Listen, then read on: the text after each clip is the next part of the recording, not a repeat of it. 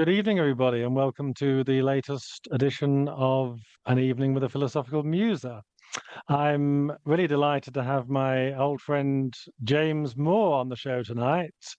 Um, James is a friend from Norwich. Back in the day, we used to go to the pubs together and have interesting discussions. He's got a degree in philosophy, and we've remained friends on Facebook. And a few weeks ago, I was watching with my wife a documentary about Amazon and who should pop up giving his expertise on some of the behind the scenes, behind the stage door stuff of about Amazon. It was James Moore. And I thought, wow, I must contact him and say hi. And his his comments were so interesting. I thought I'd love to have him on the show to discuss some of the things that are interesting to me, and I'm hopefully to you too. And we can unpack some of this stuff about AI and technology and stuff like that. So, James, welcome. Thank you for being on the show. Excellent. No, thank you. It's good to be here, James. It's good to catch up, frankly. So Yeah, yeah. absolutely, absolutely. So, give us a brief intro. So, how did you get from philosophy grad to pub night friend onto television talking about Amazon? What's the journey for you? By way of terrorism, basically. Yes, of course. That Yeah. was in essence my undergraduate degree is philosophy and politics. I got very, very interested over the course of that in looking into political violence. And so I then went away and did a master's in terrorism studies and thinking that it would potentially lead somewhere that was vaguely topically relevant for think tanks and so on, but it also had some elements of market research basis and so on. So it gave you the groundings of how this is how you run a study, this is how you do basic statistical inference and that sort of thing. And there weren't that many jobs looking at terrorists, unfortunately. So I dived into the sort of the market research side of things, and I've been kind of hooked into the various bits and pieces of the technology market for about the past 10 years at this point. And that's where you found me passing comment on Amazon in various ways. So, Yes, I did, yeah. and I'd forgotten about the terrorist links as well. So maybe that's another one we could maybe a bonus extras on the DVD. That's yes, there's lots to talk about with terrorism too, isn't there? Mhm. So yeah, let's unpack some of the questions because I'm sure that if they're interesting to you and me, they're going to be interesting to lots of people. And let's start with something very light because clearly a lot has changed in our lives in the last 2 or 3 years Mhm. at a rapid rate because of COVID. And one of the things to do with technology and COVID, of course, is that we're now doing things quite differently in terms of our work life. So we are working from home a lot more. We've set up, the infrastructure for people to do that. I understand it's had various effects on people's work patterns, and in fact, even one I read the other day about the increase in golf membership on Thursdays.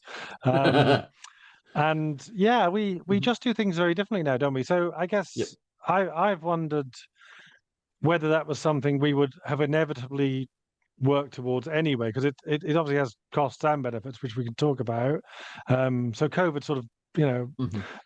expedited that. But do you think that would have happened anyway in this way, or? I don't think so. No, at least not in terms of remote work.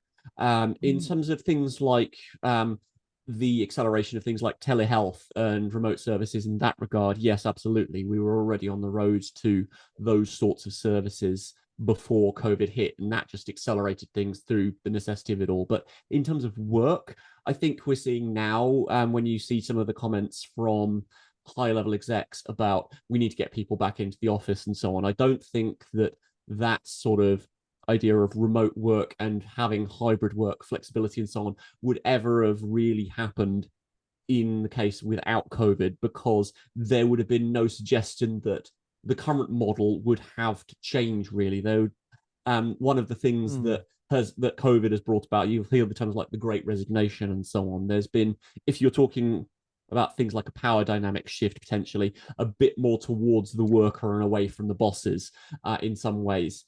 And so, Mm. without that kind of a shift to have made that change possible, I don't think we would have the conversations that we're having at the moment about hybrid work and so on. I mean, the metaverse and everything that's in Mark Zuckerberg's wonderful pipe dreams would possibly have still sprung up simply because that's the technology driving it, and it's an evolution of VR and that side of things, which is independent of work patterns as such.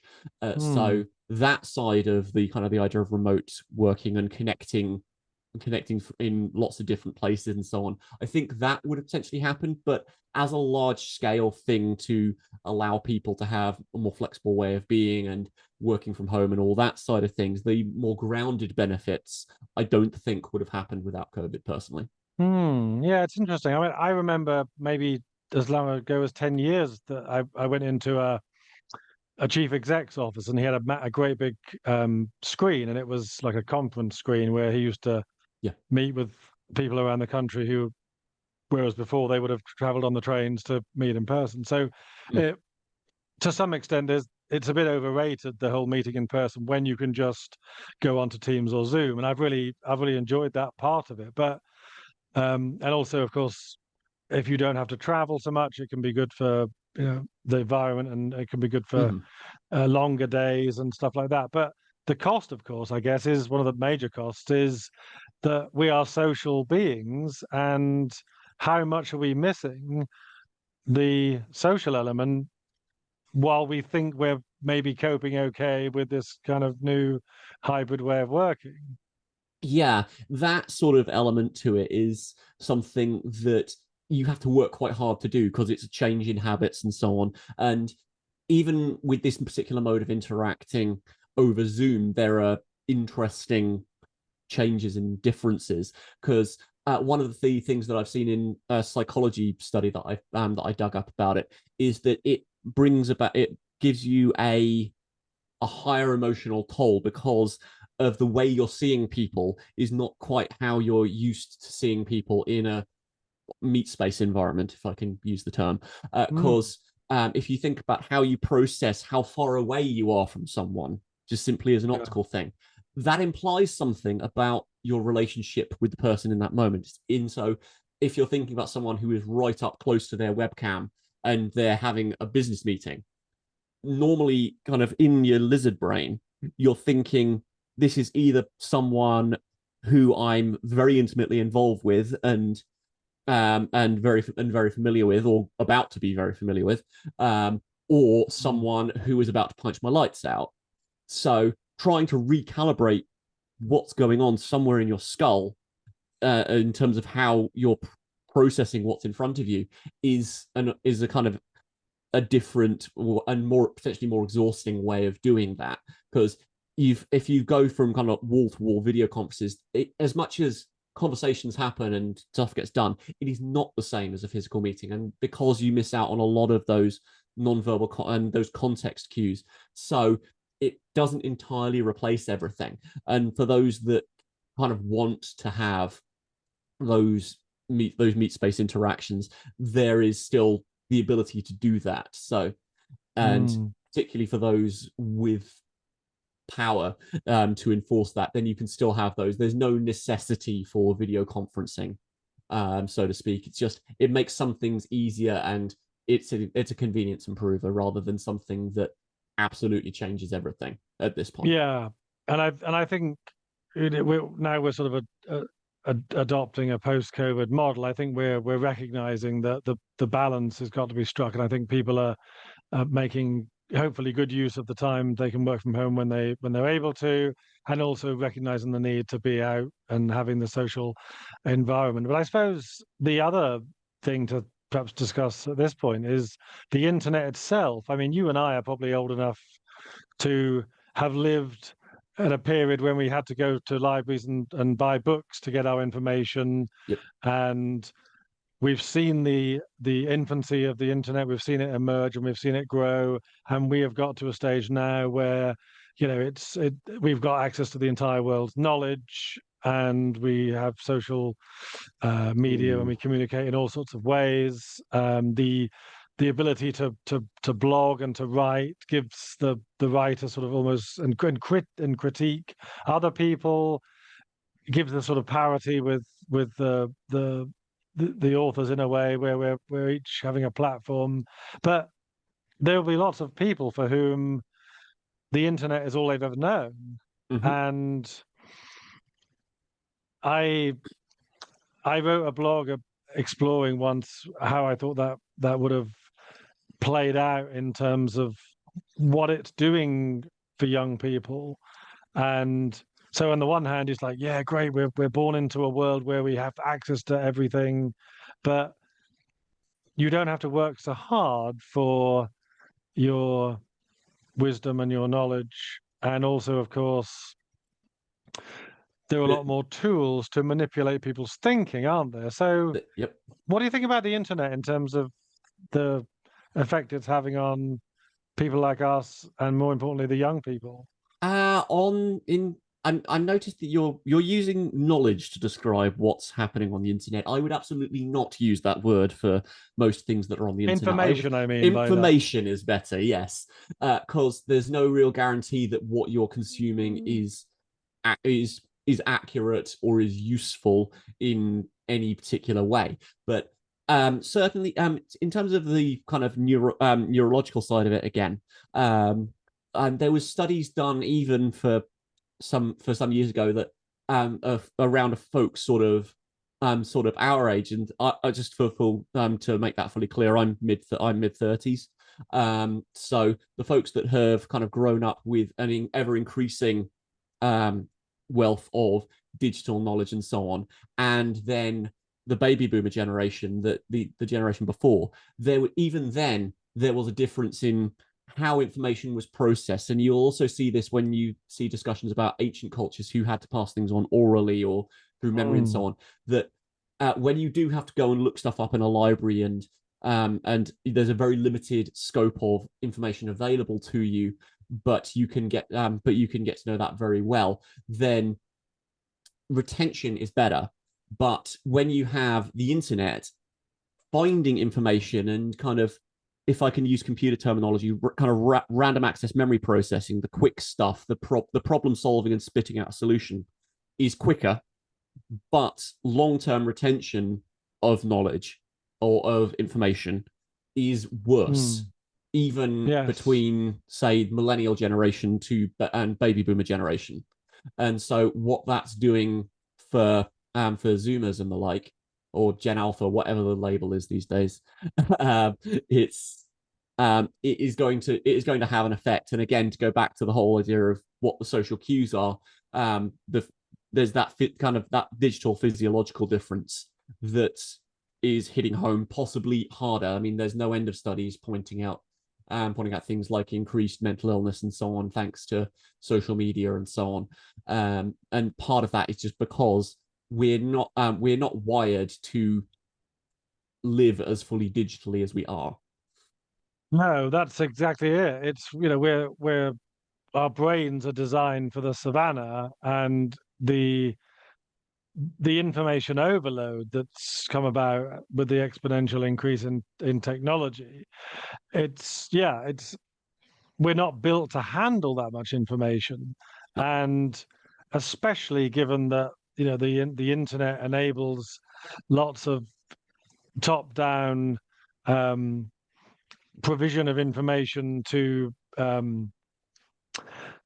get people to believe things that they want to believe, or, as we'll talk about in a moment, perhaps the algorithms, create bottlenecks whereby you're likely to see more of the things that the algorithms think you want to see. So it gives you a narrower perspective, perhaps particularly if you're young and that's all you're used to. So it's giving us potential more information, but I wonder what effect it's having on, and it's far too early to tell, I think, because these studies tend to require long-term trials and stuff. But what effect is it having both on our ability to process information and discern wisdom, and also, of course, on the social elements of how are we suffering, and how is that measurable in terms of what the internet is doing as a kind of proxy for social engagement? In terms of sort of the first angle of that, I think the issue is it's that it needs curation, it needs order to have all information sort of make sense, and so Mm. that's what the internet sort of has to deliver on its own terms almost, because with thinking back to sort of the early days of the internet in the sort of mid to late 90s and that sort of thing. It was a lot more sort of the Wild West, and you stumbled upon a lot more things that were potentially relevant to you, potentially not. It was hard to find things because there was nothing really steering you in any particular direction a lot of the Mm. time. I mean, search engines were about, but they were approximate.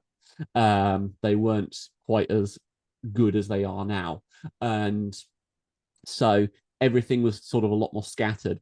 And so what we're now seeing with the modern internet is that there are various ways of curating all of that information that's out there that is kind of steering us down particular paths, that either looking at sort of broad types of information, like say social media will tell you information about people or interest groups and that sort of thing. You've already got a certain level of context when you log into, say, a Facebook app, that will Mm. kind of set the tone. If you want to go existentialist about it, the purposity of the data that you're looking at is set by the framing device that you're going into through the app. That's what's giving you your frame of reference and your curation. Um, Mm. so so that's sort of where things are going, and that's sort of what the algorithms are attempting to do. They are trying to curate content based on what they think you will like. And a platform like TikTok is an absolute master at this sort of thing because of the amount of information that they can then pull from that. And so it's exactly what that's doing. It's driving a form of engagement and potentially a form of doing things to people's brains, because you get used to those dopamine whacks of, this is a good thing, this is a good thing, this is a good thing. Oh, someone's Mm. liked my post, bam, bam, bam, bam, bam, bam, bam.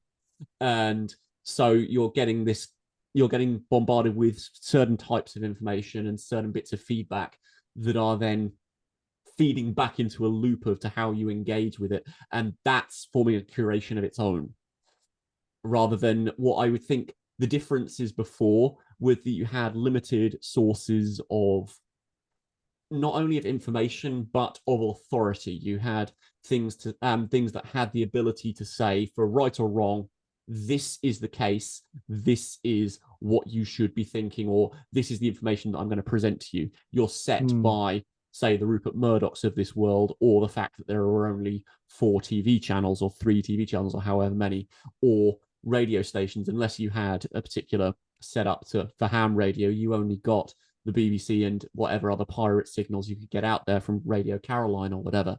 And and what the internet's done is that it's broken down the ability of anyone to say that they are an authority. You've not got any way of truly establishing the veracity of information in a way that is problematic, because you then need to find independent ways of verifying a thing, which takes time, and it's just the internet just sort of gish gallops its way into your skull, if I can put it that way.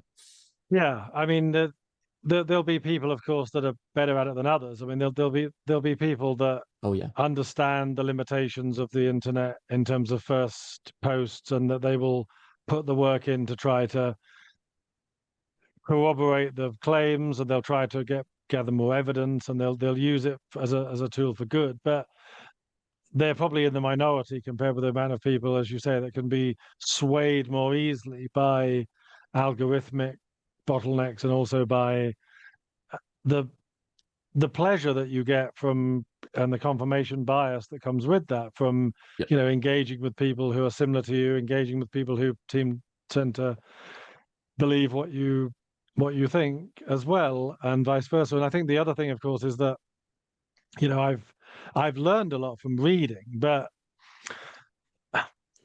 a mind that's going to absorb and store information most effectively can't just rely on the written word, can it? It needs to be fully stimulated by additional avenues of engagement. The different parts of the the sensory cortices, the parts of the brain that engage the frontal cortex, the experiential parts that give us learning in a different way. And I remember things much more clearly, not just by reading about them, but by experiencing them too. And I think if people are over reliant on the lack of experiential and social protocols and simply using the internet as a tool for all of their knowledge or most of it, all their information, then that's another natural limitation as well, isn't it?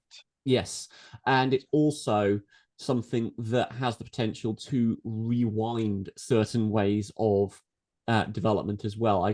Again, this is just talking about sources of authority, and I'm about to just say a bunch of stuff that I've read in studies somewhere and can't cite sources at all. but but hearing things that reading does certain things to structure your brain, and that if you look at cultures that are purely oral, they will have different neurological structures compared to the written, compared to those that have written cultures. But what the internet is doing, and we're on YouTube, we are contributing to this, is that we are going back to an oral culture because video is becoming a medium through which to process certain forms of information, which is spoken word ultimately. It's spoken word, it's sounds, and so on. So you're going, and if you look at, again, to use TikTok as an example, the younger generations are picking up on those forms of social media much more than, say, looking through a page of stuff on Facebook. And so there's that sense of cultural differences and potential neurological changes going on as well. And so that has an impact on how knowledge is processed as much as anything else. Yeah, and as a writer, I've spent a lot of time cultivating my work and writing my books, just in time for videos to take over and be the most prominent medium through which we communicate our ideas. But no, on a serious note, I think there will always be the need for books, and I'm hopeful of that, and I'm hopeful that my work will reach a wide audience through getting them published. But this is one of the reasons why I've gone on to make videos as well, because I enjoy it. I think it's very interesting to engage with people and have great discussions, but also because, as younger students told me in our church picnic once, we just don't read many books anymore. So if you're going to reach a wide audience, you're going to have to start making videos and podcasts and things. But which is great because I enjoy it. But yeah, I've written a lot of books, and I'm aware that that's not going to be enough, probably, to have the kind of wide conversations that I want to. And I guess the other thing, of course, for someone like me, who's still trying to get noticed on the with fierce competition out there for attention, is something might happen where one goes viral, or you pick up some attention and then suddenly it becomes easier to get more attention, and then suddenly, and I've seen that quite a few times with people who've started. So how any tips on getting noticed more and building up a wider profile, because the publishers seem to want it. So right, be a knowledgeable voice in the communities where your listeners or or readers or whatever are. That's the way I've done things, because you've one of the things that you didn't mention in my bio is that I juggle doing various podcasts as well, and so yes, I've had those kind of struggles as a content creator, as it were. And the biggest things that I found that do things is that be present where people are, get involved in what conversations they're having, and make your content relevant to their contexts is the best way to do it in my experience. Because it's if you're just seeing, bam, this new video is up, is that relevant to someone looking at something, particularly something like this, which is going to go quite long form? It requires a lot of investment from someone to think about and to potentially stop what they're doing for however long this is going to run for, and then do something. So you've got to establish that trust almost before you get started. Whereas, say, your X minute video on TikTok does not need to do that. It's a very, very low level of engagement that's required. And so you're talking different levels of content and different levels of different ways of getting to people almost. And so it's forming those relationships and being that source of authority. It goes back to the idea of what's the source of authority. Being someone who your potential listeners, your potential readers, your potential consumers, whatever word you want to use, already trust your perspective, know who you are. So finding those spaces, being present in those spaces and engaging in whatever's going on, rather than just showing up and saying, "Hi, I've just published a book on existentialism. Go read it," and shoving it in someone's face with no context. It's making everything relevant to someone's interests, which is what will drive the engagement in that sense. At least that's my experience. I mean, I've got no skin in the game as to how many people want to watch or listen to my content. So it's just a case of I will engage where I want to engage, and if I can say, "Look, here's a podcast that I've done," so much the better. But it's, if you're looking to actually do it as a strategy, there are people whose jobs are based around that and can probably speak to it far better than I can. No, absolutely. One of the benefits, of course, is that I really enjoy what I love writing, blogs and books and stuff, and I find the content interesting, and it becomes a piece of work because it's interesting to me, and I like having conversations. So it's nothing as much as lost by not having a huge following. I enjoy doing it. I suppose, in one sense, a book requires all of your investment immediately, because you have to sit and read it and do little else.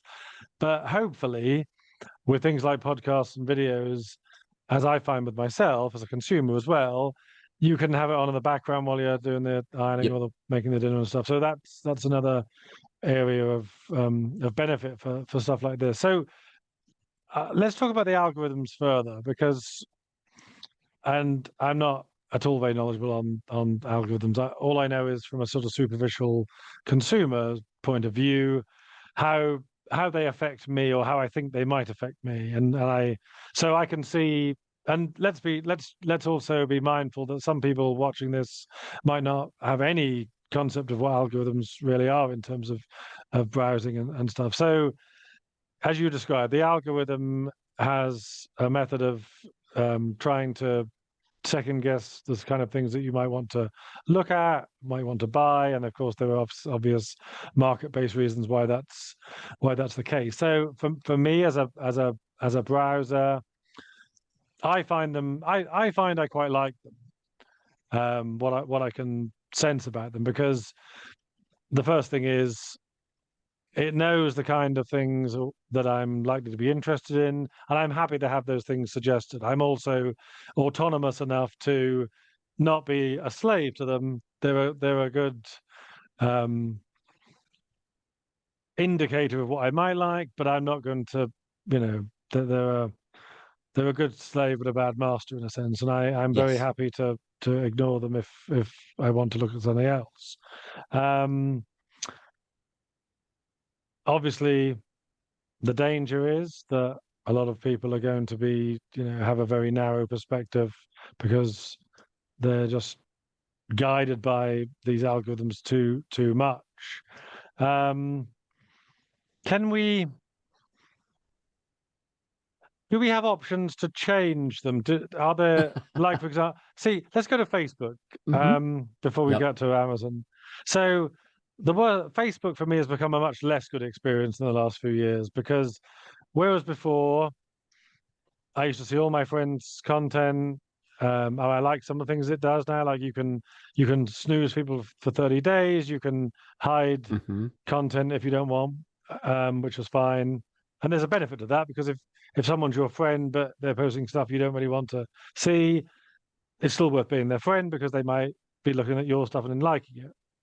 But for me now, Facebook has become a place where it's ad driven. And the only way I can actively keep an eye on some of my friends is by actually searching their profile on the search bar, whereas before there were hardly any ads. So That's a bit of a negative for me. That's not necessarily the algorithm. That's just Facebook's business model that's getting in your way Yeah, there, sure. rather than anything else. But the issue with the algorithm for something like Facebook is that it's got, and the issue, the base issue for any algorithm really is that it's not, well, there's two issues really. There's one that it only has a very limited range of inputs. So, for example, with Facebook, it will say, did you react to a particular post? So Mm. if you're in a group, did you click a like? Did you comment? Did you share? Did you do XYZ things?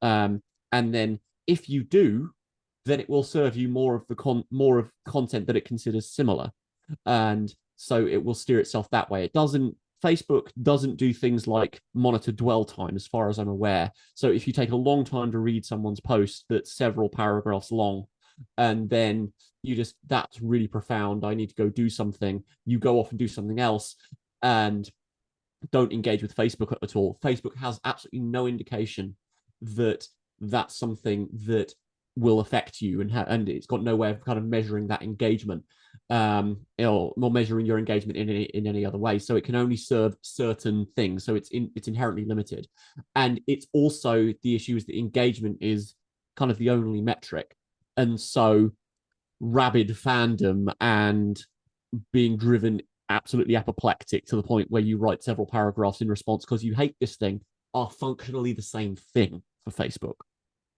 So, which Yes. is why you Okay. get those polarizing things, that you'll get drawn towards things you either like or you really like or you really don't, that you engage it with the platform, and it can't really tell much difference. And it, from what I can tell, Facebook and other things as well have something of a limited, I want to say, semantic range, as in, if it's trying to get you onto finding other things, then it knows you like, say, cream buns, but how on earth is it going to tell from that you also like sushi? It can probably guess from the fact that you like cream buns that jam donuts would probably be a safe bet, because Hmm. it can pull various thoughts of, they're both cakes or they're both sweet things.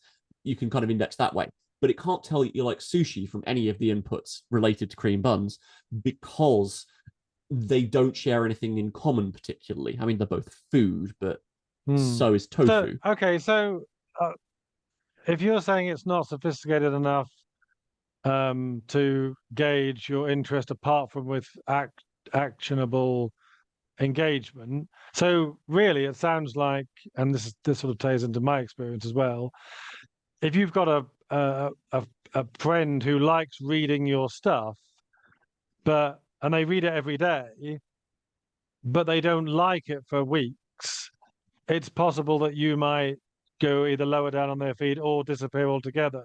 It's possible. Again, I'm assuming that Facebook doesn't monitor things like dwell time. Videos have things like watching how long you watched something before you dropped out as a thing, and do you keep on coming back to the video and that sort of thing. It's got more potential inputs that way, but if you do things like click through into someone's profile and so on to Hmm. read a thing, then I think it's more likely to pick it up. It's the idea of understanding or it's a matter of what inputs can the platform reasonably get from you. Yeah, because I've got some friends who've tested this theory in terms of when they've put posts up which have links on, and their theory is, and I think it's probably a justified one, is that Facebook is incentivized to not have someone click a link in a post that Yes. takes them away from Facebook. So what Yes. I've started to do, and others too, I think, is if you put the link in the comment below, then it doesn't pick up in the same way, it Yes. seems. Yeah, absolutely. And I think Twitter was probably the first one to be really bad for that, because Mm, they were trying to keep people on the same platform. And so they think anything that makes you go away from the platform is something that's bad, which is where you get different and conflicting incentives between the platform and the audience. Like the platform wants you to stay on the platform because that way it can serve you more ads and get more revenue and all that sort of stuff. Whereas the person wants information. They want to know what this person's doing or what's happening in this particular part of the world or more information about this particular subject. And maybe Facebook isn't the best place to learn about that. So Facebook is disinclined to steer you away from itself because it wants you to stay on, to stay engaged, and potentially then to get served more ads. Yeah. So I want to talk about this in terms of ethics because my fundamental belief is that the primary responsibility lies with the user to navigate to their own best of their ability and to use, to make sound judgments. And I'm going to have a caveat which says to the point that they can, which we'll come back to.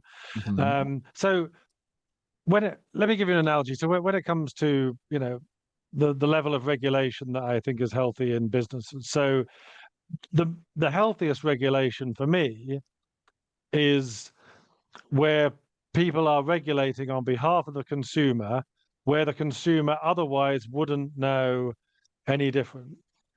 So an obvious example is I want the restaurants to be regulated and carefully monitored so that people are using the right levels of hygiene for food prep.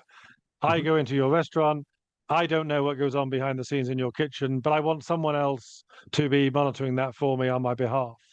I don't want somebody telling me how much rent I should be charging for my flat in central Norwich if I'm renting it out. So I'm making a quick distinction there, but because interfering with the price system in that way is a negative thing, whereas someone interfering on my behalf where I couldn't otherwise know is a positive thing. So the responsibility ultimately is with the person who's browsing the internet, and it's up to them to make sure that they're doing their due diligence and the right research so they don't get misled with knowledge, with information, and to the greatest extent with consumerism. But there must be ways, James, whereby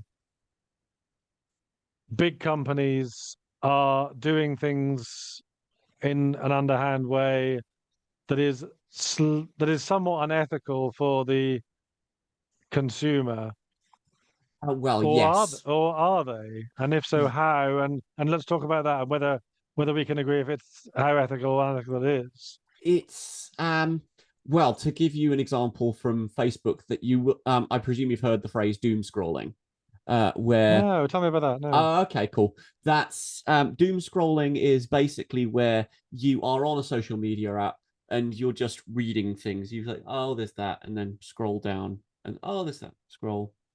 Oh, what's that? Oh, scroll, scroll, scroll, and you keep going, and Hmm. it just feeds you more and more and more and more and more information, and you're not necessarily doing anything worthwhile with this stuff, but it's just constantly throwing stuff at you in the hopes that you will like a thing. And that sort of thing, like there was a point, I can't remember when exactly, but I'm sure there was a point on Facebook where you basically had to refresh your feed to get more posts up. It may have even been before there were feeds. Okay. I can't remember, but yeah, it's been a long time since 2004. Um, but that whole thing of that constantly being shown stuff, and it's the same thing with Netflix, where it works out you finish watching a thing, the credits are rolling, and then it will just go Mm. ping up next in Yes. 5, 4, 3, 2. Mm. It continues your experience, and Yeah. you've got very little reason to stop. And that is kind of similar to potentially, and to put a slightly malicious edge on it, the reason that casinos do not have clocks or sharp edges anywhere, so you can't tell which way is out or how long you've spent in there. That they're incentivized to Mm. keep you using the platform, and just to keep you in there. And quite what would then be, say, a healthy amount of time spent in there, say, is Mm. really, really difficult to judge. And so there's this sort of behavior has come up in the gaming space with loot boxes and so on. If you know anything about that, I don't. I'll give some context for listeners that might not. But in certain games that are online, they you will be given the option of buying a thing that is a random goodie that gives you a benefit in game. You are buying a bonus that you don't know what it is, and you then buy this thing and think, well, what is it? What is it? I need to find out. And it will give you some benefit. But the randomness element, the way that that's handled in game, there have been so many studies that have shown that gaming companies are essentially using gambling mechanics to do this. Like there'll be very, very few of these that don't have some sort of wind up mechanism, something to build your anticipation as you open this thing to find out what's inside. And in the same way that with a fruit machine, you'll have the thing spinning, and then it slows, and then is it?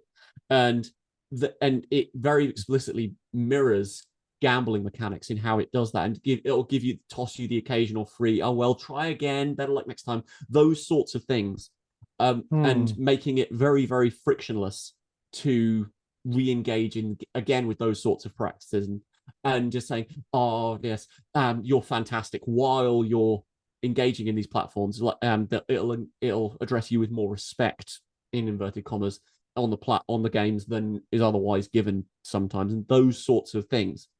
Now they're very, very obviously playing into gambling mechanics, the way to keep people engaged in things and keep on giving them money.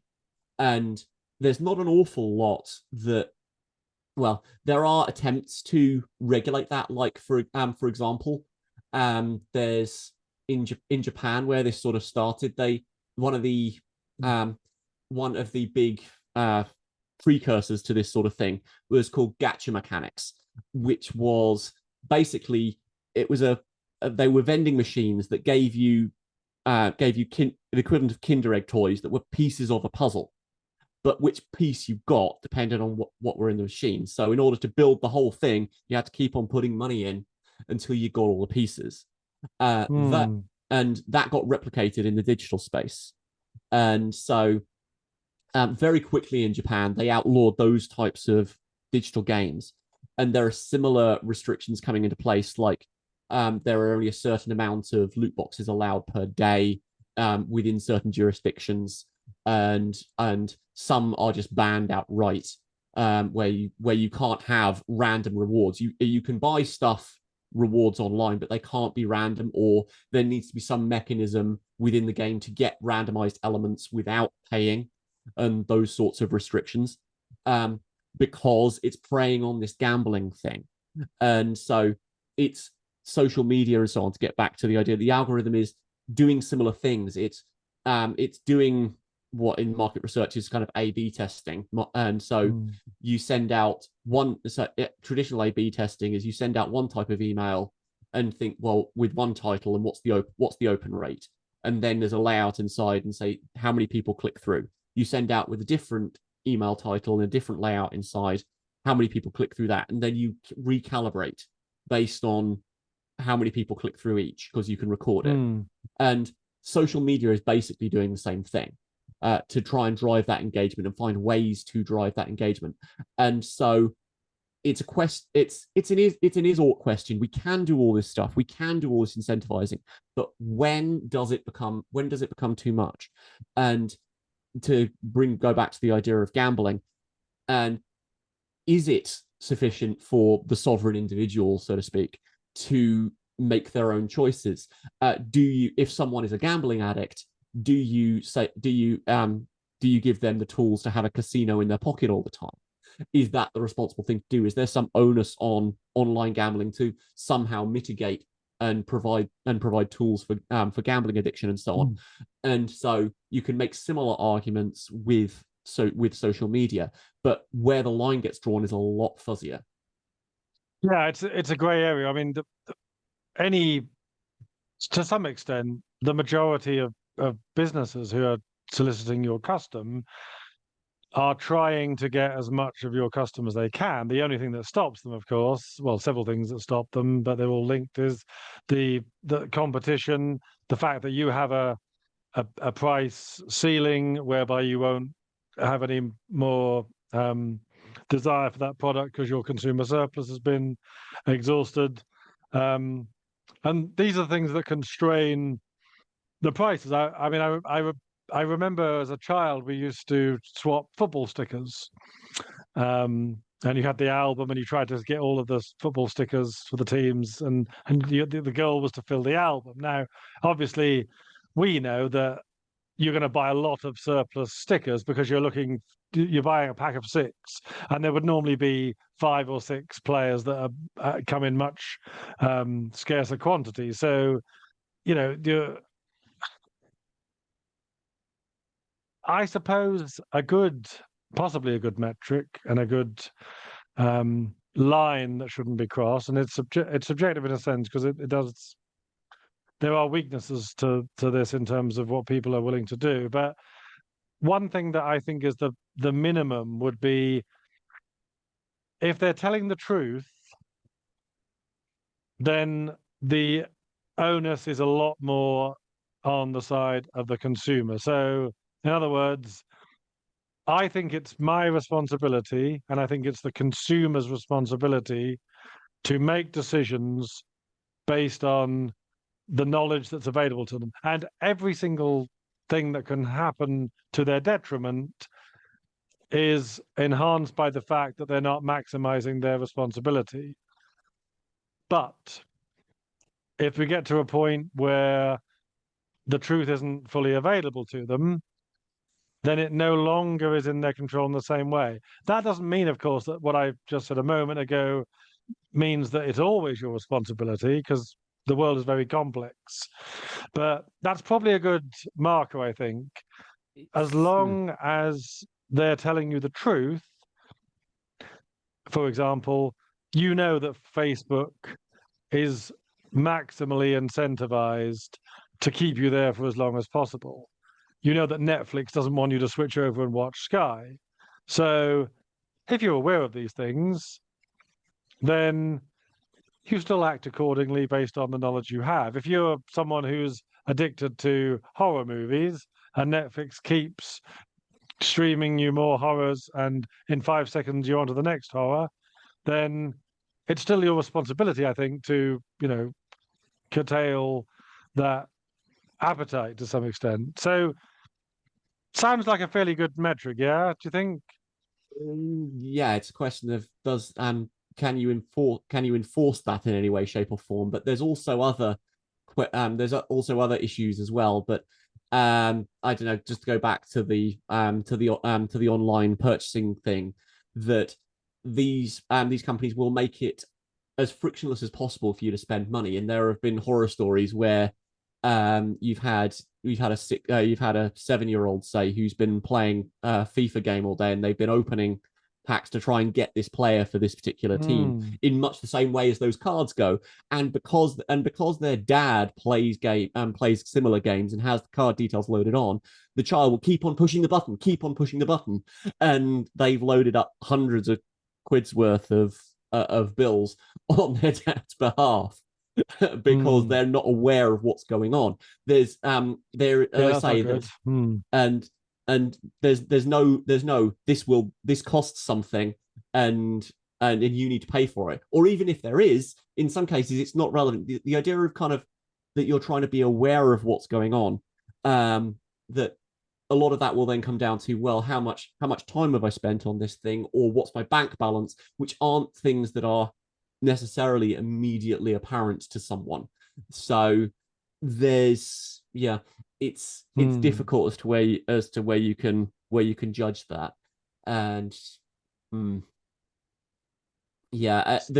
bit that I don't like about it is sort of, at least as regards to Facebook, because you can just shut Facebook off, is the ecosystem effects, the things that stop you trying to reach outside of any given ecosystem. Like Facebook will happily prompt you towards Instagram because Facebook, or Meta as it is now, owns both Facebook and Instagram, so they lose nothing from promoting both. But if they want if they want to have you have a link to go away to a library or a YouTube video, then they don't want to show that. There's as we said, there's no incentive for them to kind of keep to show you things that take you out of the thing without kind of paying the toll, so to speak. Because if you click on ads, it will take you somewhere else, but Facebook will get some money out of you. So it's from a purely ideal perspective, yes, you want information and the ability to find things to be as open as possible, but the platforms don't want that. No, and I kind of wish actually that Facebook offered a premium package where you could pay and get rid of all the ads and just have it like it used to be. I mean, I don't mind the ads so much on YouTube. I'm sort of used to them. I don't use it as much, and Twitter I don't care about really. But I think I'd like a premium package on Facebook where you could just get rid of all of the ads Yes. and just have the things that I used There to is. enjoy. I've also noticed as well, Mhm. in some cases, unless it's just purely bias, but I doubt it. I've noticed that a lot of YouTube videos now, the producer of that video must be selecting out or not allowing to be published the negative comments because they are just full of positive comments about their show, but a lot of them don't have any negative comments, so they must just be not allowing them, I would say. You can remove them to some degree, but I'm not sure. It would depend on how much time they're willing to spend curating things. But yeah, the whole thing with these platforms is kind of the attention economy, if I can bring that phrase in. It's Yeah. just how much time you are willing to spend looking at this thing, and everyone is competing for your time in whatever way that is. Mm. Whether that's to get you scrolling through and see enough ads, or whether it's to get you invested enough in the series to keep paying your subscription. They're functionally sort of the same thing. Subscription is kind of the less pernicious one, because they don't require active engagement as much, because it can just run and run and you don't actually have to watch anything. Like gym memberships will just run and run and you don't have to go. So Mm. you can have subscription platforms like that, but it's still. Yeah, absolutely. I want to talk about Amazon in a minute. Before I do, I got Sure. one more thing on this to ask. If I forget, I'll be cross with myself. So, a while back, being a producer of material online, I was trying to, in a semi-jocular way, but I was trying to work out when it might be best to put my stuff online to get maximum Mhm. views or readers. And I made a joke at the time that I've worked out the best time is somewhere between Monday and Sunday, 1 a.m. to midnight or something. Because I just I couldn't find any rhyme or reason to it. I thought, well, if I if I post it really early on in the morning, then you might get people on the train or you might get people at breakfast. Um, but then you won't get the American engagement, perhaps because obviously they're quite a few hours behind us, and it might be old news by the time they get it on their newsfeed and stuff. And then I thought, well, maybe lunchtimes. I've sort of settled for it seems like early evening might be the best because it certainly seems to work with my time online as well. But then you're obviously competing for more attention amongst other competitive forces Mhm. too. So have you done any research on this, or have you any indication about when might be the best time, or is it just fairly hard to predict? Uh as far in terms of absolute times, I've there is no best time, because global, but do it consistently, because when you do get listeners, viewers, whatever you want to call consumers of your content, then they will get into the habit of, oh, it's Monday afternoon, I'm going to get something from James Knight today. Mm. And they will start anticipating, and then you can start to build habits around that in your own way. And then once you've got that regular audience, you then get the data from the platforms to be sort of, so these people who regularly listen to James Knight like clockwork also like these sorts of things. So maybe we'll start promoting James Knight to the people who like this second thing.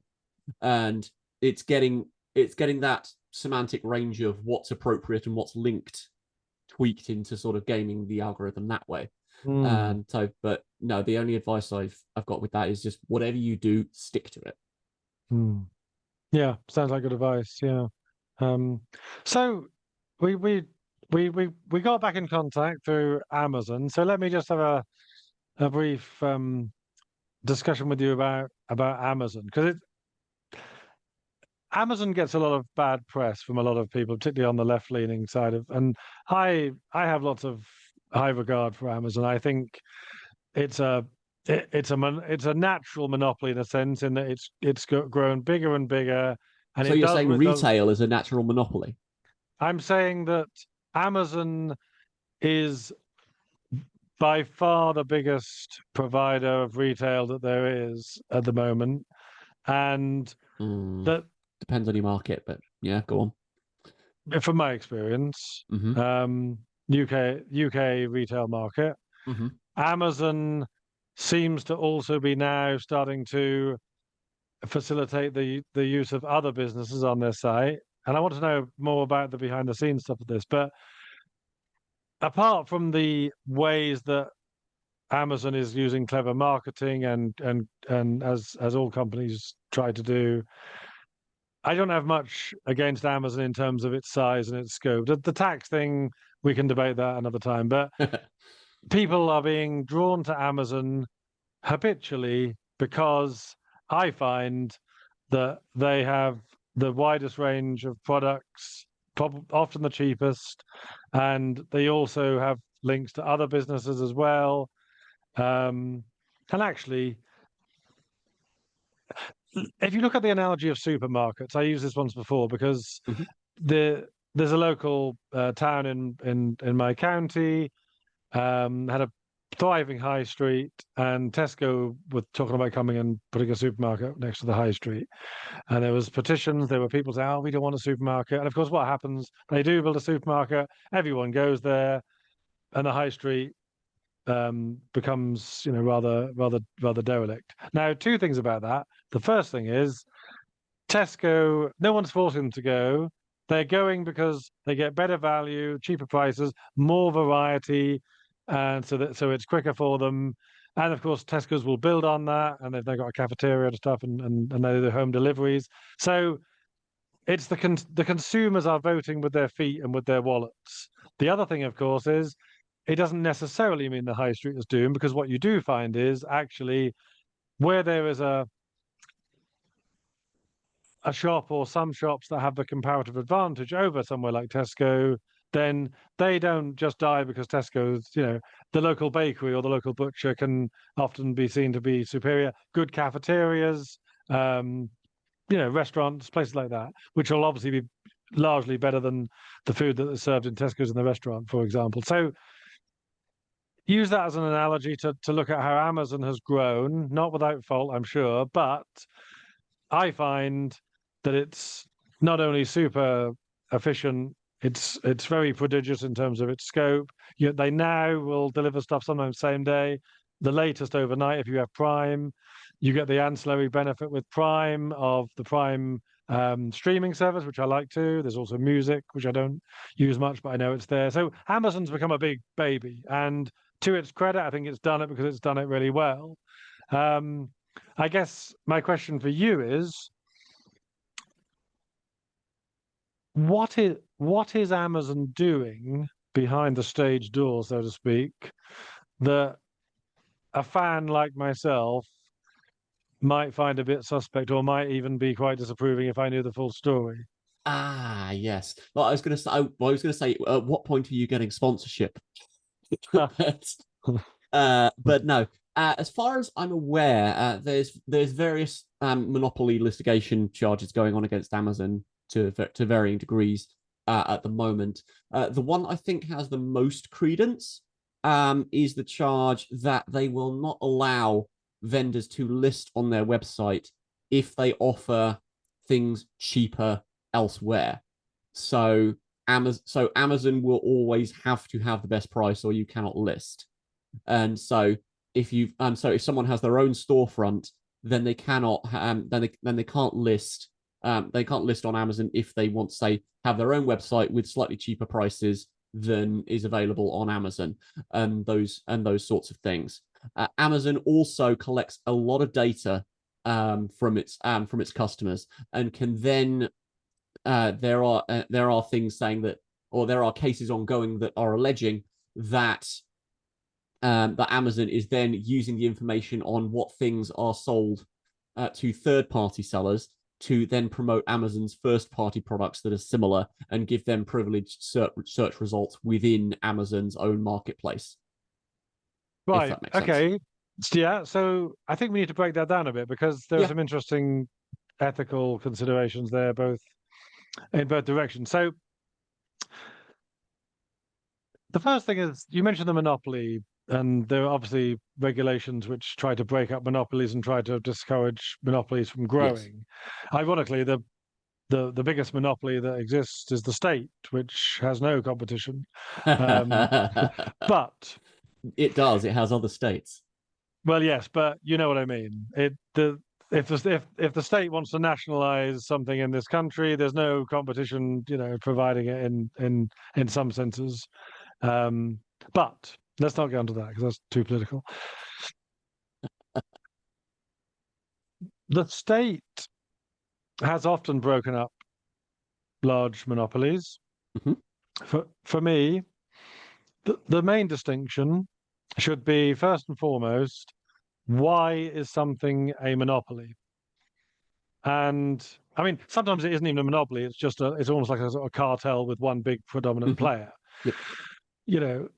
And if something has grown into a natural monopoly whereby it's the consumer, I mean, you could say, if you wanted to, use analogical examples, you could say that, I don't know, J.K. Rowling has a sort of de facto monopoly on modern fantasy books. Now, I know that's not literally true, but what I mean is the consumer has made J.K. Rowling all that money. They've chosen to buy those books. They've bought into the franchise. If someone came along from the state and said, "We think J.K. Rowling's selling too many books. We need to try and divvy that up amongst smaller authors," we'd think that was absurd. Um, as long as there was nothing, underhand going on. Now, my perception of Amazon is not quite the same as what I just said about J.K. Rowling, but it is a natural monopoly in that it's grown on its own strengths, An and of course organic monopoly might be a better term. you have natural power laws in society, of course, whereby the more powerful, actually, let's not use powerful, the more growth that you experience, the easier it is to grow more. I mean, there's even a biblical reference to that, Matthew principle, isn't there? Mm-hmm. For those that have, more will be given. And that's true of a lot of things. If I get 10 million followers on YouTube, it's going to be a lot easier to get that 11th million, you know. Yeah. So the bigger Amazon gets, the bigger it is to get the easier it is to get even bigger. And it's not obvious to me, unless you have reasons that I don't know about, it's not obvious to me that here's something that the state needs to look at and say, right, we need to break this up. I'll get on to the second things you mentioned in a minute about the price differentials, but Mm-hmm. it's not obvious that something needs to be broken up just because it's big. Yeah, no, and that's why I brought the pair of them up. It's not that it's big in itself, but it's using that position. It's using all of its data to give its own products to give its own products pride of place. And Google is facing similar charges, basically, in various ways, from saying it's a preloaded preferential browser in certain situations, and it's privileging its own information and not allowing or heavily incentivizing consumers not to navigate away from Google to go into the previous conversation, then go to third-party websites. So Okay, you've but got we have. you've got other Sorry, things. go on. It's the question of I think it's a question of what Amazon is. First of all, it's Amazon. Is Amazon a marketplace, or is Amazon or is Amazon a producer of goods? I mean, the answer at the moment is that it's both. Both, It's a yeah. question of should it use its position as the storefront to privilege its own products? Well, okay, so that's a complex thing in itself because it's become a marketplace because it was initially very successful at selling its own goods and then later goods that other people brought in, okay, Mm-hmm. into the marketplace. So let's talk about the second thing you mentioned, which is the pricing, and then we'll talk about data because data is a complex thing in itself. It's like, Yep. I when I think about my data online, for example, Facebook has a lot of my data. I don't actually know to what extent it has responsibility for that data. I mean, that's a maybe a question for a little while because if I post something on Facebook, how much right do I still have for that content? Which I may not even feel very comfortable with the answer if you tell me that they have some ownership of that data too. But let's Mm-hmm. Well, park that that that because then we can get into GDPR law, and that will yeah, get let's really do that. Yeah, let's complicated. do that. Park Okay. that one because I really want to know about that. But sticking with Amazon for a second. So the point about data, of course, is that um, while on the one hand we acknowledge that websites have our data, it's also a two-way relationship because without them, there'd be no data worth sharing anyway. So Facebook has all my photos. Um, Another company might have all the photos if I share them on a different platform. But I enjoy the fact that I can see other people's photos and share my own. So I'm a willing participant in that trade-off. Okay. Um, when it comes to prices, so Amazon is obviously maximally incentivized to make sure its prices are the cheapest, and it wants you to go to their bestseller or Mm-hmm. their top of the search bar to. They want you to find Amazon products. Fine, we expect that. So my question then about the competitor who's using Amazon as a marketplace, but are finding that they're not allowed to charge any less than Amazon. So effectively, if they did that, then what Amazon is doing is giving them a gatepost to competition Yes. on their site. So we understand why Amazon don't want that to happen, but the question then would be, well, there must be some benefit to the company that's using Amazon's platform, which of course is that Amazon is a very influential platform. But the other thing, of course, is there's nothing stopping the company trading on their own platform. Um, it's just will they get the traffic there because a lot of it's going to Amazon. So it's a complex problem to solve, and I don't know what business we've got telling Amazon what they're allowed to do on their platform in terms of pricing. Mm. Well, it's a question of, if it's a monopoly, if this is the only place to go, if this is the only place to go, or one of the few places to go, then then does then should Amazon be setting the price floor, so to speak? And it's the question of, is I mean, Amazon is obviously doing it for its own self-interest, but to me at least, it feels that it's to some level dishonest that you are. I don't know whether dishonest is quite the right word. That you are giving over so much information, so much power to Amazon, to this particular storefront, to move your product, who is then disincentivizing you, the product owner, from engaging correct as you wish to with your customers, or if you want to incentivize them to be elsewhere, you physically can't do that. Okay, but this takes us back to the autonomy of the consumer. So let me give you an Hmm. illustration, which we all know. So if I go to a music festival, I know that if I buy all the lagers at the local supermarket, they're going to cost £1.52 a can. but the festival outlaws bringing in your own drink because they want you to buy the drink on site. So effectively, it's their festival, their rules. By buying a ticket for that festival, I'm opting into the policy which says I'm not going to bring my own drink. Now, Amazon, in a way, are saying you have every right and you're very free to take your products on your own website and do whatever you want. Of course, don't forget as well that competition drives down or keeps prices bid low. So Mhm. I don't think there's any. I can't see why a monopoly like the state has any business telling Amazon what they're allowed to do on their own platform in terms of what they think other people should be allowed to charge to out compete Amazon's prices on their platform. It's also a question of discoverability, though.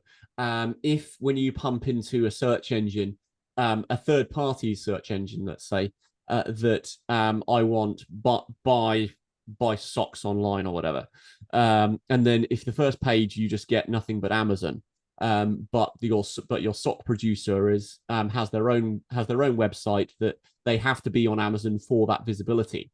Um, and but because their own site is 3 pages away on the search engine and so on, then you've got an issue of it becomes table stakes. It becomes something that you have to do in order to engage. You can see similar arguments being made for Google and Facebook with how they handle online ads.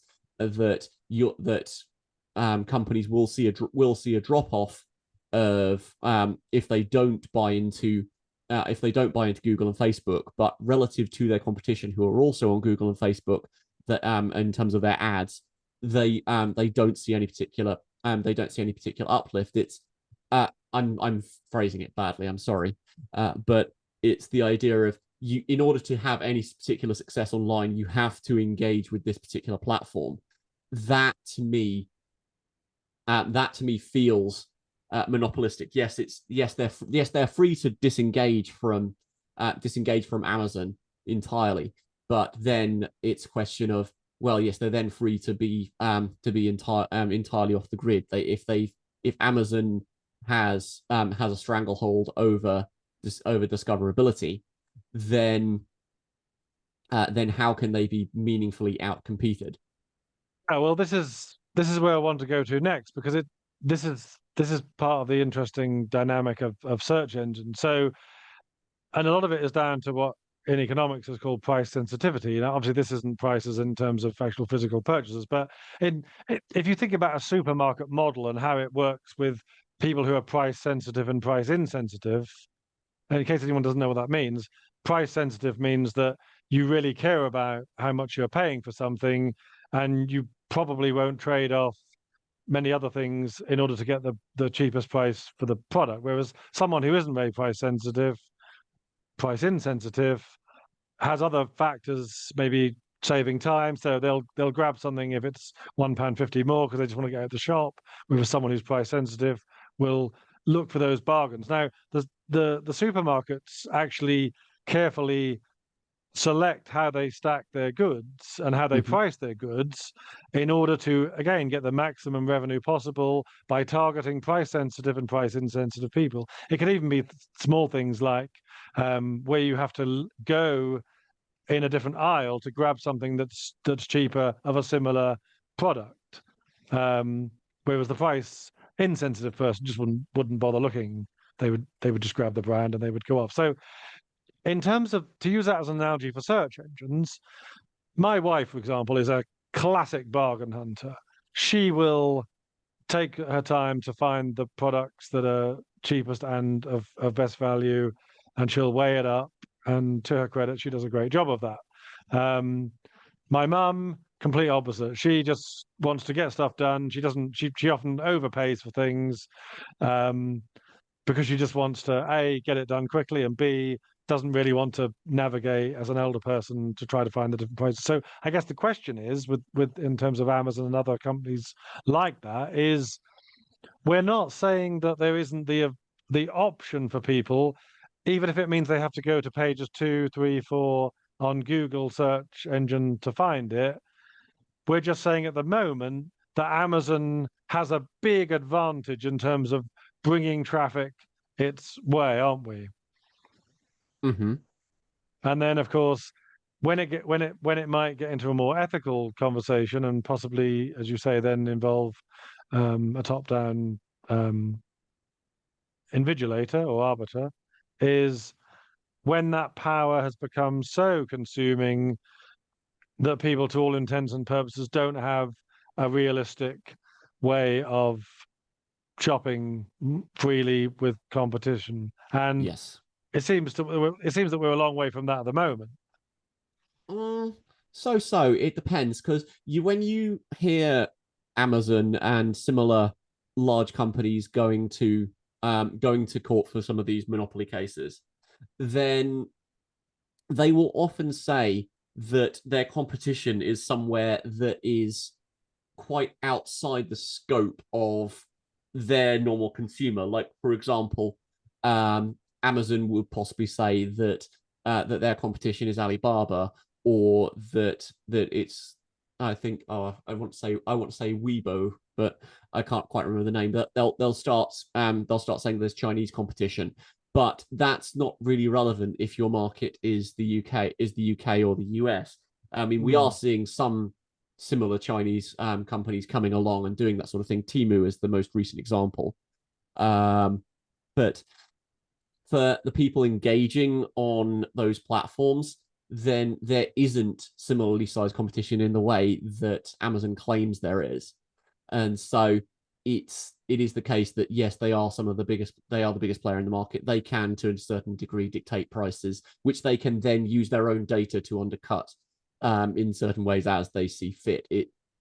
It feels to me at least, and I may be misrepresenting the legal cases precisely. I'm not sure that I've necessarily made the case of the arguments for the prosecution, so to speak. But it feels to me that being able to set the prices and the storefront feels, in an environment like it's online, that those options aren't quite there. And the power of kind of being the first on the first page is quite a bit greater than having a prominent place on the aisle in the supermarket.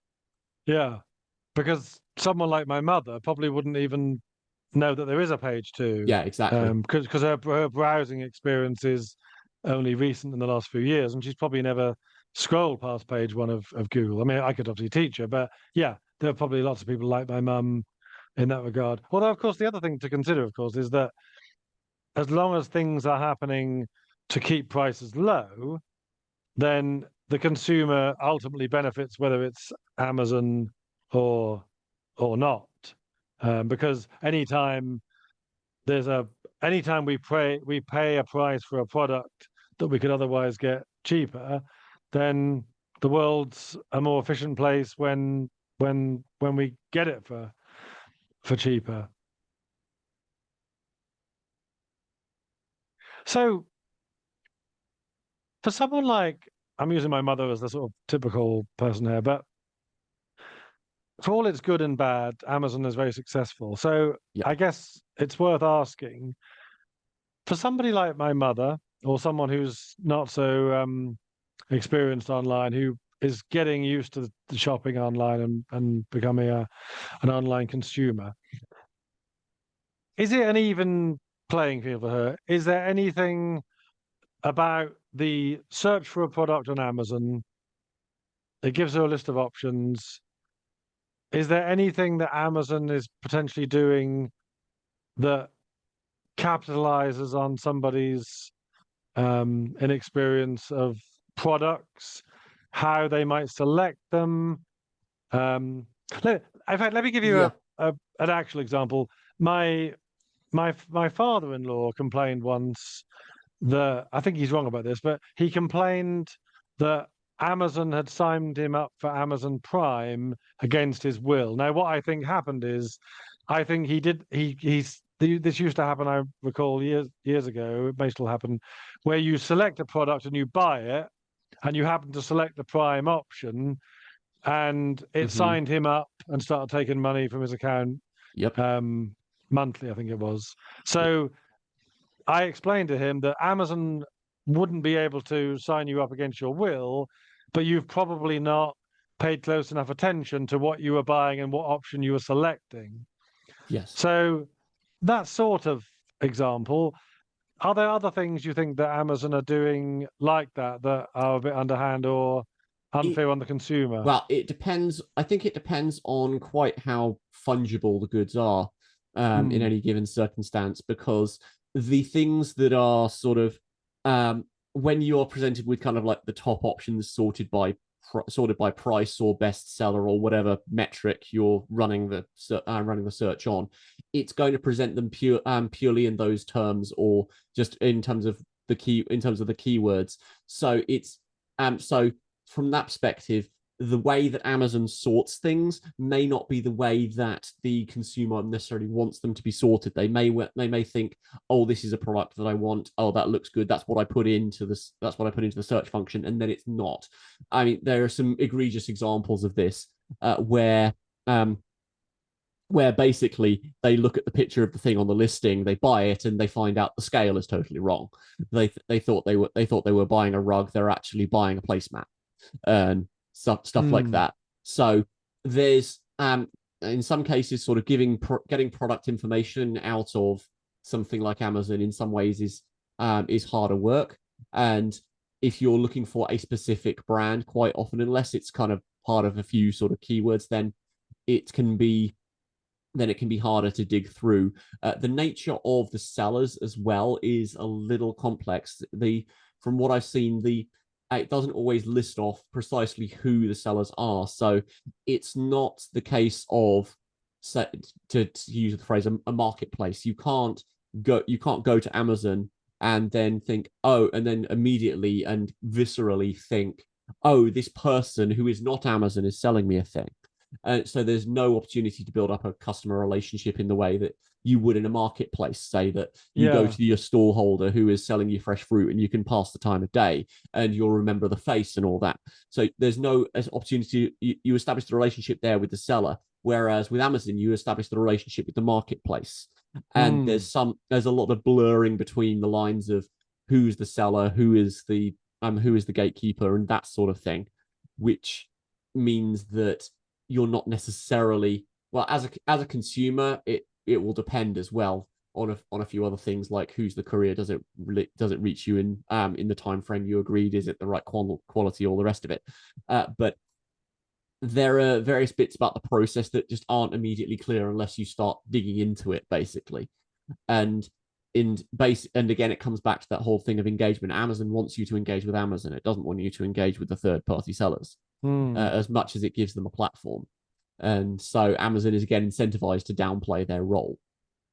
Yeah, and I think I remember on the program as well, there was some dispute about whether Amazon was listing a product as the bestseller in Mm. order to entice you to buy that product, even though there was some potential claim that it wasn't actually quite what it says on the tin. It was just Yes, that's the one they want to push you to buy. yes, and that comes back to the data side of things, because Amazon owns all of the data, knows that for this keyword, this product is most often bought, and in these categories, these sort of products are the best sellers. So they have an immense amount of information about what gets sold on their platform. So they can use that in the sense like competitive intelligence. So say they can view their third party sellers as competition and say, well, Mm. this stuff is selling well, and we know the characteristics because they list with us. So let's bring out our own and displace it within the algorithm that we then control, which can then supplant the third party sellers, all through Mm. the use of data. There are claims that, if I remember correctly, with the court cases, and again, please go and dig these up yourselves. I'm only remembering details, but there were claims that Amazon does not claims not to use data in various ways from its third-party sellers, and there's disputes about whether or not they actually are, whether or not they are using that data in that way to get that Mm. competitive advantage, so to speak. So it may be a case of disagreement on what the data usage is. Yeah, and I mean, data, of course, can be very advantageous for the consumer in that if it knows what sort of things you like.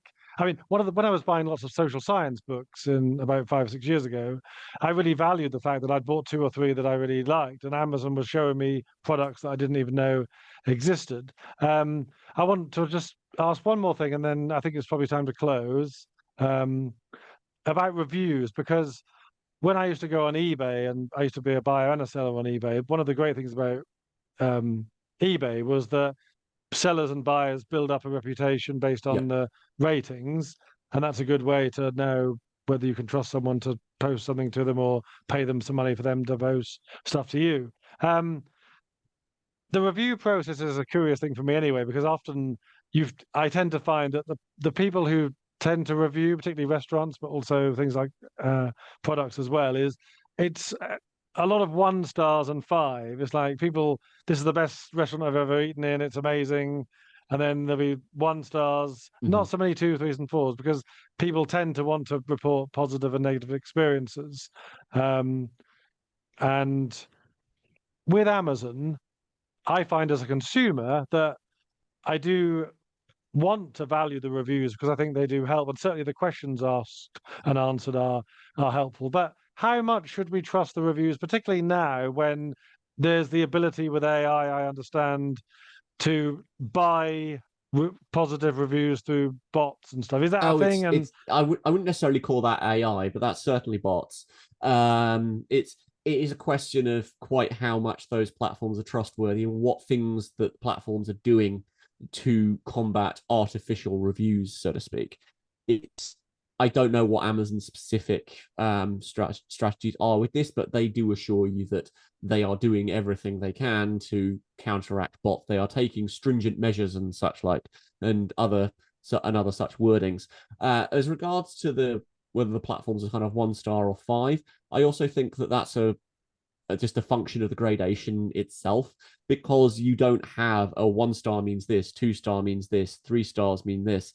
It's like the whole idea of, well, that you can't really say, well, this is a 2 star product because of X, Y, and Z. You don't have a way of doing that. You either like, in some cases, it's a sense of you either like it or you don't. You give it 1 star, you give it 5, and I think that's just a function of a vague review system, personally.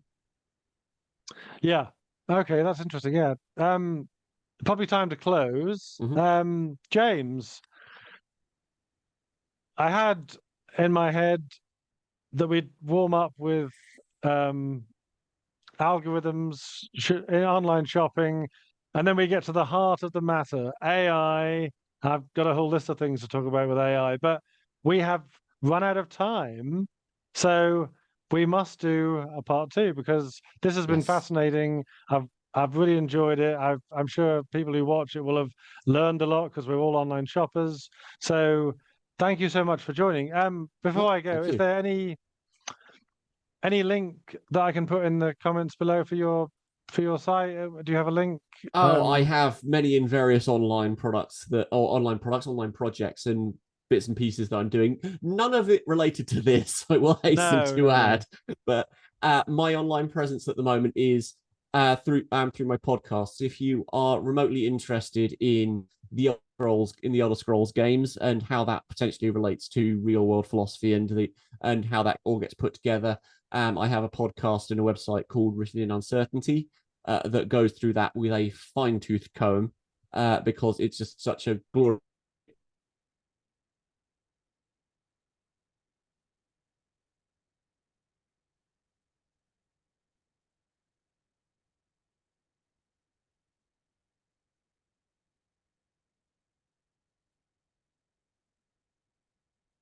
Go. And we have had some kind of technical difficulty there. I don't know quite how much of that you caught, but just, yeah, if you are interested in finding out about the Elder Scrolls and philosophy and how all that stuff intersects, and there's a historical perspective taken on fictional texts, look at writteninuncertainty.com. And if you want the same for the Exalted tabletop role playing game, I've got a podcast on that as well, The Wondrous Atlas of Creation's Destiny, where we pick apart the settings and find out how to use those in game and just dig into the lore of that fictional setting in a more general way. There's not so much deep thought about it, but that's the Wondrous Atlas of Creation's Destiny. And you can find me on Twitter at Aramithius. And yeah, it is Twitter. It's not X, despite what Elon Musk is trying to do. I can unpack that at some point at length, and I don't like what he's trying to do, but we'll get to that. But yes, that is me. But yes, it has been very fun. Yes, it really has. Thank you, James. And we will do a part 2 for the viewers, and we'll talk more about AI and all sorts of other interesting things as well. So we didn't even touch on terrorism, did we? So No, much more to come. But thank you so much. It's been really interesting, and thank you for being a guest. And absolutely. on my comments, you can see by the link to my blog, and please subscribe and like. Thank you very much, and good night. Thank you. Good night.